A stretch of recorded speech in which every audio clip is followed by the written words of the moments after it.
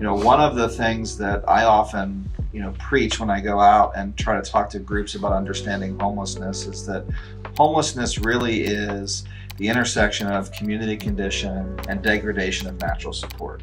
When you look at the data, it's not driven by mental health, it's not driven by substance abuse, it's not driven by economics. It's driven by the fact that I've lost relationships in my life, I've lost stabilizing forces in my life. I don't have anybody to lean on, I don't have anybody who can help me through the hard times or can point me in the right direction or keep me grounded. And then there's things that intersect, right? Job loss, illness, right? The human condition. Right, it is. It happens. But when you look at the data, it's really telling. 88% of people with serious mental illness never become homeless, right? 96% of people with substance use disorder never become homeless, right? 93%, if you use the data on tax returns and those who claim zero income, right? So they don't, 93, 94% of those folks don't become homeless if you look at the data and the trends. And so it's like, but those are things that influence relationships. If I'm living in your house and I'm actively using and I'm causing an unsafe environment, my relationship with you gets fractured, or I'm stealing from you, or I'm lying to you. If I have mental health, if it's a family illness, it's heavy on everybody in the family to help carry that person and help fill in. And sometimes it's just, there's not enough, right? Capacity in the family to support that, or friendships severed. You always go dark. You don't talk to me until you need me.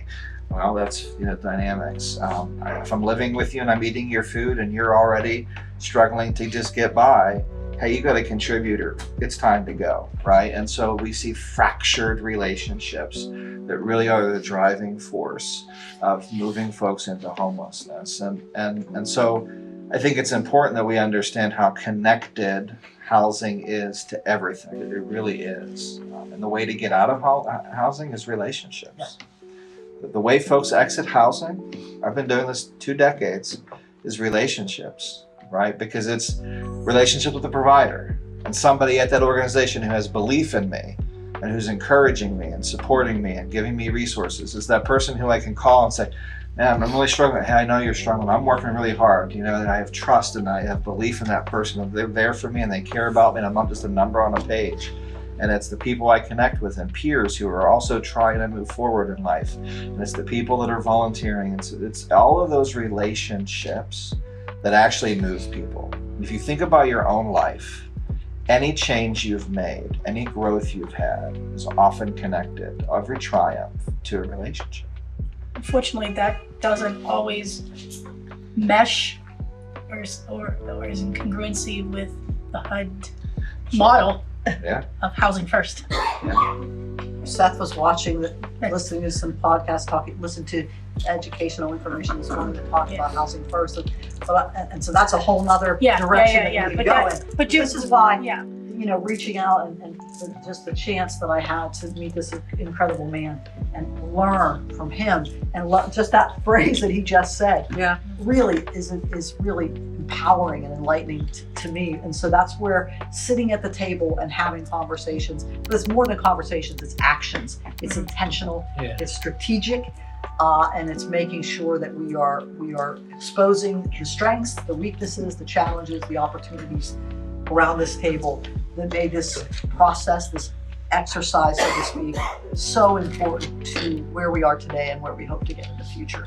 So when we talk about workforce housing, that is ideally not to exceed 30% of a person's income, right? Yeah, that's the goal. Ideally. That's the goal, right?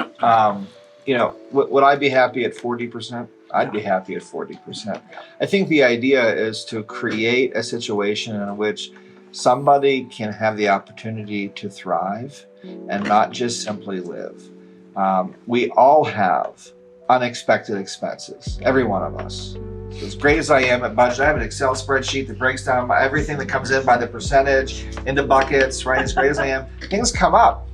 Oh, I didn't plan for, the roof was supposed to be 10 years and I only got 8 years, right? The hot water tank broke sooner than I thought, right? So as great as I can project and build out allocations, life happens. But there's also moments where I want to have spontaneity and fun, right? Like vacations. My friend calls me, hey, can you go out? Yeah, I can go out, right? I want to go out to eat once in a while. right? As expensive as it is, and I get the bill every time. I'm like, I'm not doing this again. I like to go out once in a while, right? I need a new person. I want to go on a date, and being the chivalrous man that I am, I want to pay, right? I need to have money to do things. And I think what we have to not forget is we're working with people. They deserve that same opportunity. And so creating a housing program that allows folks. Now, I've been in situations, and we probably all have. I look at early on in my married life, how strapped we were for cash, where that's at, where I'm at now, as I've paid off other debts, student loans and things. Life changes, right? And so you have different things. But we know people in poverty, like there's impacts to health. There's impacts to IQ. There's impacts to longevity. There's generational issues that come out of that. And so if we can move people into a place where they can experience a little bit, the pandemic, people don't want to go back to work. Why? Because they're sacrificing their bodies and they're working long hours for wages that aren't commensurate with what they're actually putting out. And they're having to do that simply just to come home and eat and go to bed, and then get up and work 2 jobs again, and then eat and go to bed. They're not even able to enjoy their home. So whatever that is, right?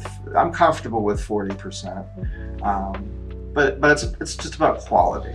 And so, is the employment there, and the benefits, and the transportation, are those things there?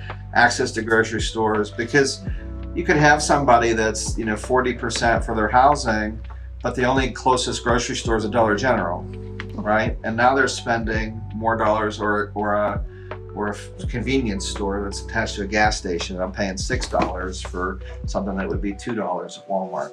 And so it's everything. It sounds like what you're saying is like this workforce, the idea of workforce housing is not just about the money, but it's about promoting humanity or respecting a person's humanity and it being dignified. Yeah. Healthy communities. Healthy was the word communities. that you used. Healthy communities. I mean, I think about, people say, well, they couldn't pay this bill, but their child's in this program. Who of us hasn't wanted to, your son, I remember a young lady whose little girl had to go to school the next day and didn't have a Halloween costume, and they were going to wear a Halloween costume. Now, okay, you're homeless, you can't pay this, you can't pay that. I mean, every mother, every father wants their child to have those things. So when we're talking about healthy communities and we're talking about this, it's all of our, if we could just all see the humanity in all. Healthy communities have space and room for all.